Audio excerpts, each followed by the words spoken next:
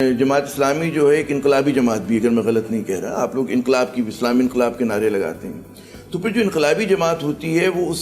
بدعنوان system کا part بن کر اس میں رہ کر تو آپ لوگ تو اپنی سیاست کو آگے نہیں بڑھا سکتے۔ یہ بہت ساروں کا سوال ہے، نظریاتی سوال ہے یہ آپ سے، کہ آپ پھر اپنی کہاں گنجائش دیکھتے ہیں؟ وہ تو وہی 2 سیٹ ہوں گی، 2.5 سیٹ ہوگی آپ کی۔ دیکھیے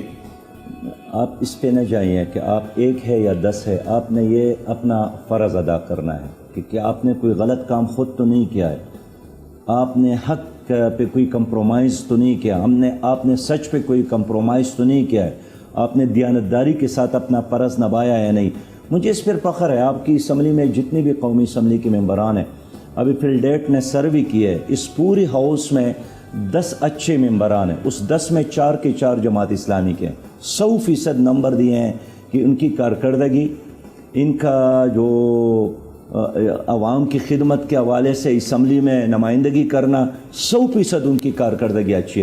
ہے۔ تو میں یہ سمجھتا ہوں کہ جہاں تک الیکشن ریفارمز کی بات ہے، اس کے لیے ڈے 1 سے ہم نے اسمبلی فلور پہ بات کی ہے، ہم نے تجاویز دی ہے۔ میں تقریباً تمام جو جماعتیں ہیں ان کے سربراہان سے مل کر الیکشن ریفارمز پہ میں نے ان کے ساتھ مشاورت کی ہے۔